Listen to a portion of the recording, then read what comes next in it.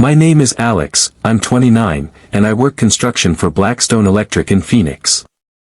I'd been with Rachel for 3 years when everything finally came to a head. That night, we were sitting in the kitchen of our apartment, me nursing a cup of coffee while she scrolled through messages from her ex, Jason. I asked a simple question: why does Jason keep texting you about unfinished business? She didn't even look up when she answered. Her words were calm, almost surgical. Asterisk, you're easily replaceable. Asterisk. I didn't yell. I didn't throw anything.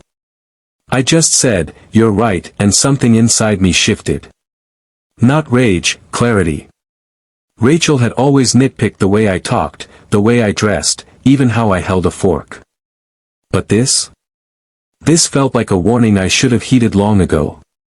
She laughed, still typing. Good. Now stop being paranoid about Jason. He's just a friend.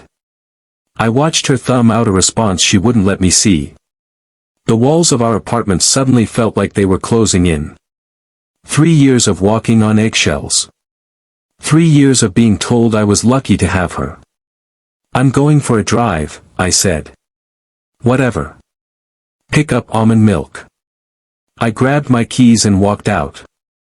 I didn't go to a store. I parked outside a hardware shop and sat there for almost 2 hours. I wasn't thinking about milk. I was thinking about Emily, Rachel's cousin. At family events, Emily had this way of catching my eye whenever Rachel made one of her sharp remarks. A small shake of the head, like she was apologizing for something that wasn't hers to own. At Rachel's birthday last year, Emily pulled me aside and said, "You don't deserve the way she talks to you." I'd brushed it off then, but now her voice echoed in my head. My phone buzzed. Rachel, and get the organic one, not the cheap crap. I deleted the message without replying and drove home empty-handed. She was asleep when I walked in. I stood in the doorway and felt nothing. No love, no hate. Just a hollow quiet. In the kitchen, I wrote down Emily's number. I'd memorized it after seeing it in Rachel's contacts months ago. Tomorrow, I decided. Tomorrow, I'd call her. Rachel and I met at a bar in Old Town Scottsdale. I was 26, fresh into a decent-paying job, and she was wrapping up her marketing degree. Sharp, ambitious, charismatic. I thought she was out of my league. Looking back, I realized she wasn't falling for me, she was acquiring me. It started small. She didn't like my friends. Said they were too rough around the edges. She bought me new clothes because my old ones made her embarrassed. When I got promoted to crew supervisor, she laughed. Don't let it go to your head, it's still manual labor. At her family events, things were worse. Her parents, Martin and Diane ran a chain of upscale boutiques. They'd ask what I did, nod politely, and change the subject. Rachel never defended me. She just smiled when her dad joked about blue-collar pride. Emily, though, she was different. She taught second grade and always asked real questions about my work. At Easter dinner, when I mentioned rewiring the old courthouse, she listened. When Rachel's dad made another joke, Emily interrupted, "Alex fixed my sink last week. Saved me $300 and did it better than a plumber." Rachel rolled her eyes. He likes playing with tools. He likes helping people, Emily said, gently but firmly. I smiled at her across the table, feeling something I hadn't in a long time seen. 6 months ago, Jason started messaging Rachel. He's going through a divorce, she said. He just needs support. She started taking calls in the bathroom. Her phone was always screened down. She said things like, "Jason actually listens." That night, the one where she called me replaceable, I finally saw it. The next morning, she left early. I called in sick for the first time in years and stared at Emily's number. I felt pathetic. But then I remembered what Emily had said to me. So I called. "Alex, she answered, surprised. Everything okay? I need to ask you something. And I need honesty. Pause. Okay. Do you think Rachel ever loved me? There was silence on the line. Then, can we meet in person? We met at a coffee shop in Chandler. Emily wore a sundress and looked nervous. She told me what she said to you, Emily began. About being replaceable. She laughed about it. My heart clenched. She told you. She said you didn't even fight back.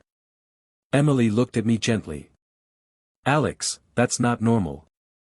That's not love. I exhaled. I thought I was losing my mind. You're not. She reached across the table and touched my hand. Rachel has always been cruel. Even as kids. I asked her why no one ever spoke up. Because she makes you feel like it's your fault. Like you deserve it.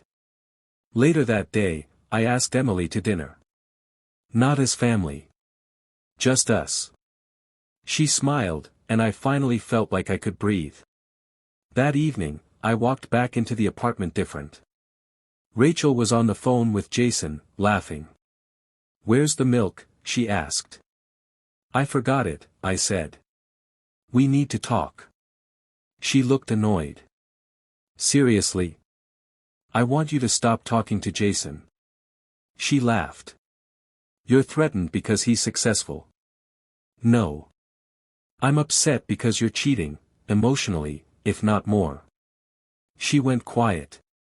Then she said it, Jason asked her to move in once his divorce was final.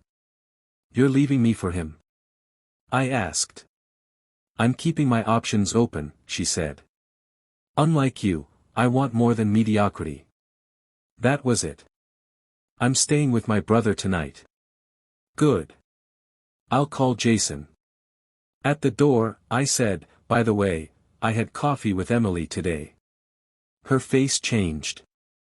Why? She thinks I deserve better. That night, I stayed with my brother Eric, who handed me a beer and listened. She's been laying the groundwork for this for months, he said. If Jason dumps her, she'll try to crawl back. Emily texted the next morning. How are you? I called her. Can we meet? I need to talk. When we sat down again, Emily told me Rachel had already called her. She said you're having some kind of breakdown, Emily said. She wants me to talk sense into you. She's trying to turn your family against me. I won't let her, Emily said. I know who she is. We talked about Rachel's past, the boy she cheated on in high school, the guy she dumped in college once someone more prestigious came along. This is her pattern, I said. She's been doing it for years, Emily agreed. But you're the first one to walk away before she had the chance to break you fully. Over the next week, Rachel and I barely spoke. She spent her nights on the phone with Jason. Emily and I, on the other hand, kept talking. Lunches, coffees, long conversations about real things. I'm falling for you, I finally said. She was quiet for a long time, then smiled. I've felt that way since the first day we met. I just couldn't say anything. What do we do about Rachel? We tell the truth. The annual family reunion was coming up. Rachel had been planning to flaunt her ring and her relationship. Instead, I left the ring on the counter with a note, * you were right. I am replaceable. I hope Jason makes you happy, *. Emily and I arrived together. Rachel saw us from the window. Her face went pale, then furious. You left me for my cousin, she shouted as soon as we walked in. I left you because you cheated, I said calmly. Jason's married, someone in the crowd said. He's almost divorced. Rachel snapped. Emily spoke up. This isn't the first time, is it? Remember Kevin? David? Silence. Rachel looked around and realized she had no defenders left. And for the first time in 3 years, I didn't feel like I had to defend myself either.